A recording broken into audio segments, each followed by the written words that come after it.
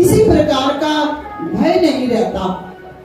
एक ऐसी चलते फिरते, उठते बैठते, सोते जागते, सूरत में ध्यान और ध्यान में सूरत, उस अवस्था में अपने गुरु के मिलन की चाह में, प्रभु के मिलन की चाह में, उस बांके बिहारी जी के मिलन की चाह में, उस राधा रानी के मिलन की चाह में। क्योंकि राधा में ही भक्ति, ये सब हमें भक्ति के मार्ग ही हमारे मन को आत्म बल देते हैं, एक ऊर्जा देते हैं।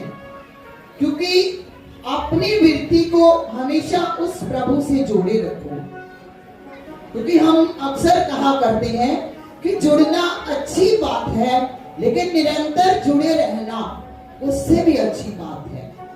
क्योंकि ये बापू दर के सेवक देखो, कहा पाकिस्तान से पहले निरंतर हमारे बापू दरबार से जुड़े हुए हैं। इनके रोम रोम में, इनके हर श्वास में। अभी भक्तों के मुख से जब हम सुनते हैं बापू जी ने हमें क्या नहीं दिया, ऐसा कोई कार्य जो असंभव से असंभव, हमारा क्या नहीं हुआ। क्योंकि उनके विश्वास में कभी कभी नहीं आई, उनकी आस्था में कभी कभी नहीं आई। क्योंकि हमें मालूम होता है कि दूध में मक्खन है, लेकिन हमें पहले दही जमाना पड़ता है, फिर उसको भिगोना पड़ता है, तब जाकर हमें मक्खन की प्राप्ति होती है। मालूम होता है कि मेहंदी में रंग है, लेकिन पहले इसको घोटना पड़ता है, फिर हम उस रंग को हासिल कर पाते हैं। क्योंकि because this mind is like a blotting paper, जैसा हम चाहेंगे हम उसको वैसा ही उस पर लिख देंगे अपने जीवन को। हमारी जैसी मन की प्रवृत्ति वैसी तुम्हारी प्रवृत्ति। क्योंकि जो बोलोगे वही हम काटेंगे।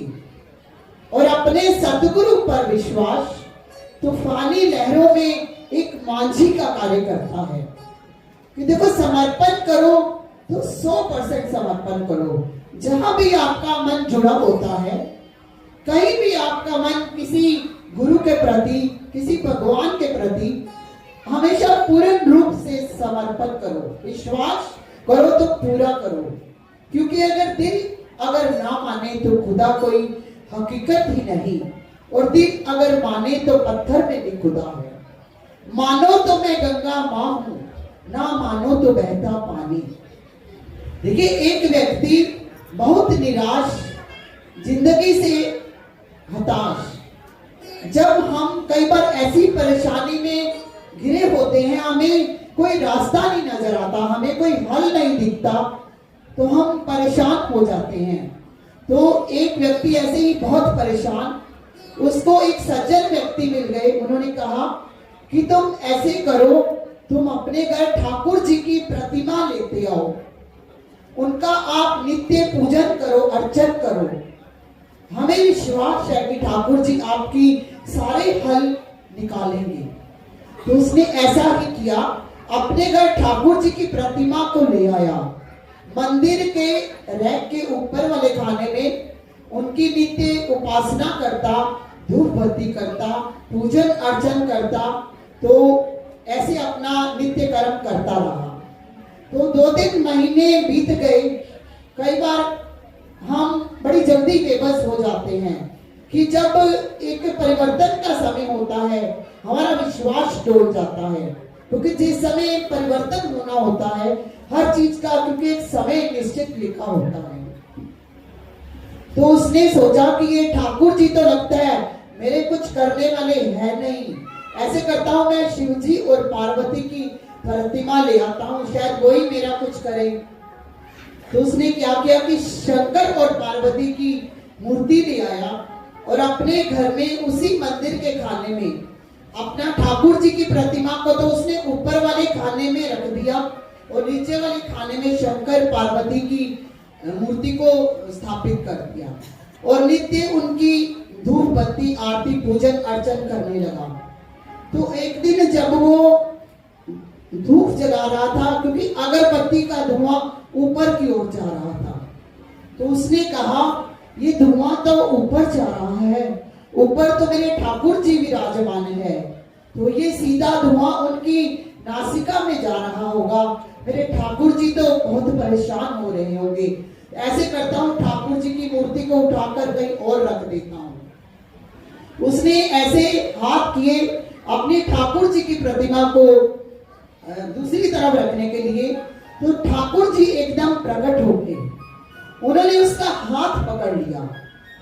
उसने बोला, ठाकुर जी मैं 3 महीने से आपकी पूजा अर्चना कर रहा था, तब तो आप प्रकट नहीं हुए, और आज आपने एकदम प्रकट होकर मेरा हाथ पकड़ लिया। ठाकुर जी ने कहा, भाई ऐसा है क्योंकि मैं तो वही विराजमान था, आज तूने असली में समझा कि मैं इस मूर्ति में सच में हूं, कि मैं तो पहले भी वही था, बस तुझे इस बात का एहसास नहीं था। जिस दिन इंसान को एहसास हो जाता है, उसका विश्वास दृढ़ हो जाता है, तो उसके सभी असंभव कार्य भी संभव होने शुरू हो जाते हैं। क्योंकि जब तेरे से ना सुलझे तेरे उलझे हुए धंधे, तो परमात्मा के विश्वास पर छोड़ दे तू बंदे, वही तेरी मुश्किल आसान करेंगे। क्योंकि जो तू ना कर सका वो तेरा भगवान करेगा। क्योंकि जर्रे जर्रे में है झांकी भगवान की, किसी सूझ वाली आंख ने पहचान की। बस हमें वो नूरानी आंख लाने की आवश्यकता है। हमें वो सूझ वाली आंख मिल जाए तो हमें उस दिव्य दृष्टि के दर्शन हो जाए। परमात्मा तो सब जगह विराजमान है, लेकिन हम समझ नहीं पाते, क्योंकि सतगुरु सुदर्शन चक्र की तरह हमारी रक्षा कवच बनकर हमारी सदैव रक्षा करते हैं।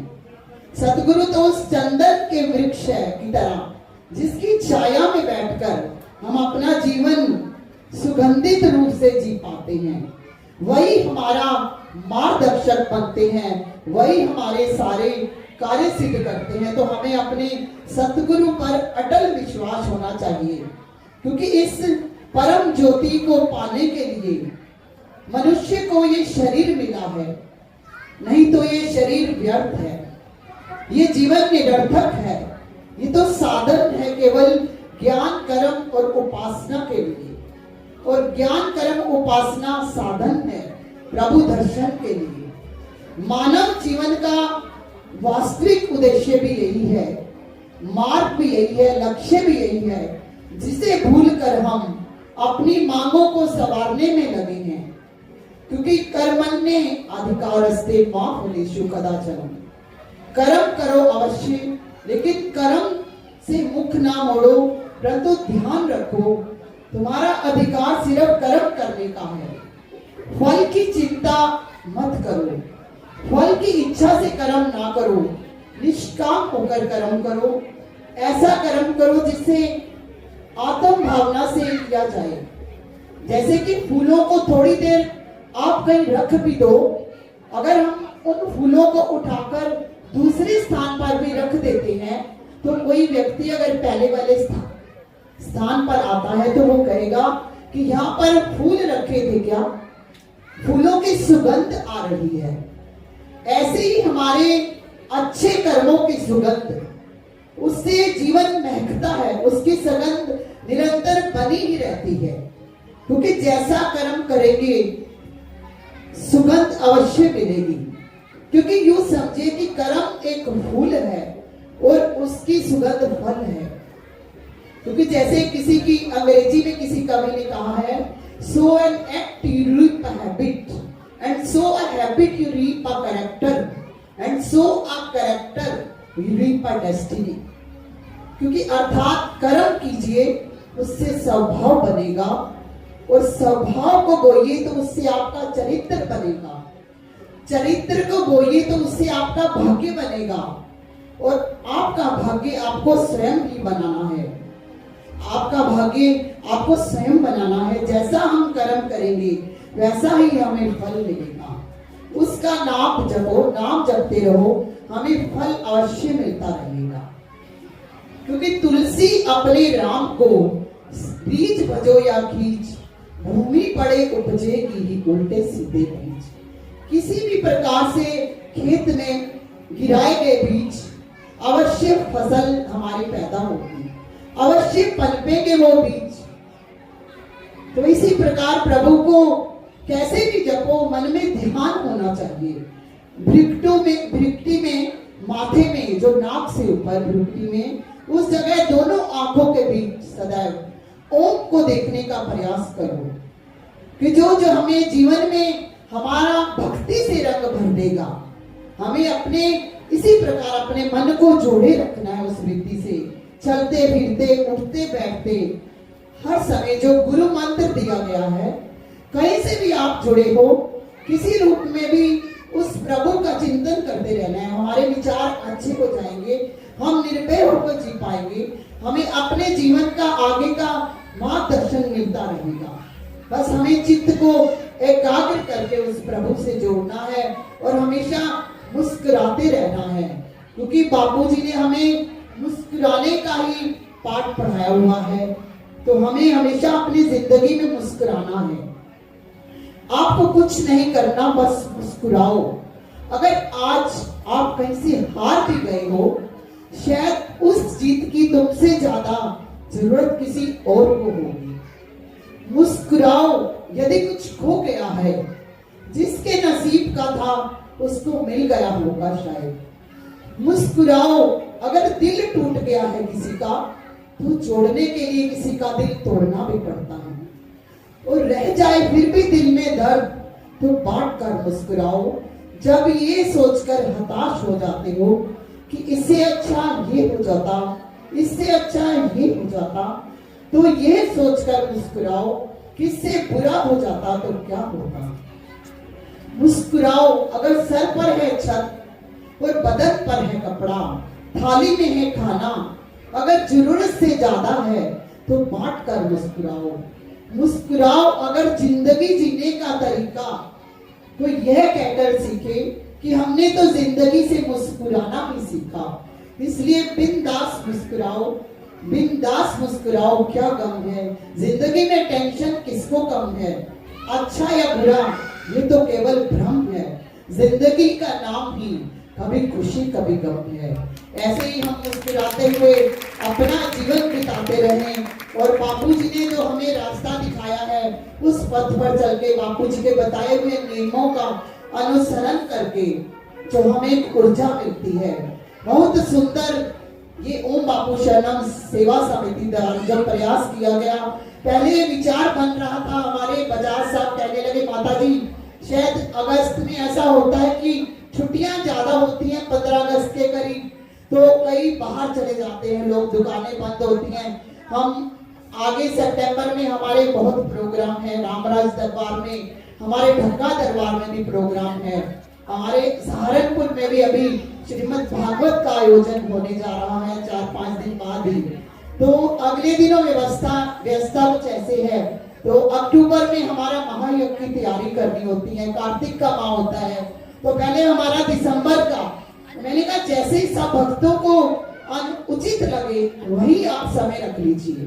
तो हमने पहले 12 दिसंबर की विचार किया, लेकिन बापूजी को अगस्त का माह पसंद था। अब देखो थोड़े दिनों में ही ऐसे हुआ। हमारी उषा जी जो बापूजी मीरा भाई कहकर पुकारते थे, बहुत प्रेम है इनका बापूजी से। अभी भी कह रही बापूजी रोज मेरे सपने में आ रहे, माता जी मुझे ऐसे उत्साह दे रहे हैं, मेरे काम पता नहीं कैसे हो गए हफ्ते 10 दिन में। बढ़ चढ़कर हमने तैयारियां करी, बढ़ चढ़कर मन में भाव हमारे। ऐसे ही बापूजी से प्रार्थना, हम उनकी सेवा में लगे रहें और उनकी कृपा को पाते रहें। बहुत व्यवस्था की संगत के रहने के लिए हमारे रुद्रपुर से भी हमारे गुम्बर परिवार, हमारे शंकी दुआ जी और भी हमारे केवल दुआ जी और भी संगतें, साक्षी नारंग परिवार 10-12 लोग रुद्रपुर से आए हुए हैं। हमारे सहारनपुर से 15-20 लोग आए हुए हैं। हमारे इधर गाजियाबाद से आए हुए हैं। सबने हाजिरियां लगाई बापूजी, और भी जो पहुंचे हैं हाजिरियां लगाई बापूजी, सभी के नाम जानते हैं। उन पर कृपा बनाए रखें। उनके आज दोपहर से लेकर कल दोपहर तक इन्होंने व्यवस्था कर रखी है संगत के रहने की, खाने पीने सुलाने की। तो बहुत अच्छी बात है। बापूजी ऐसे ही अपनी कृपा बरसाते रहे, हम अपने उनकी सेवा में लगे रहें। क्योंकि बापूजी का ये प्यारा भजन जिससे बापूजी पूर्ण आहुति डाला करते थे, हम उसको गाने का प्रयास करेंगे।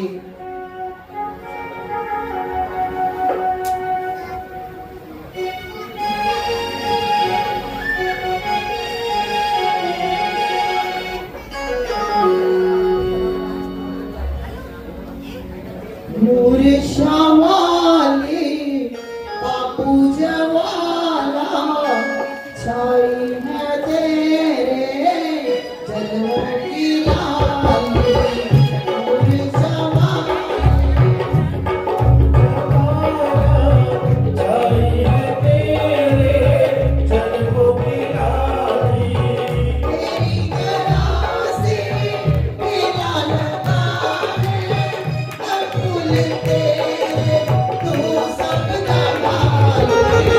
मूर्छा वाले बाबू जवाला छाई है तेरे जन्मों की लाली।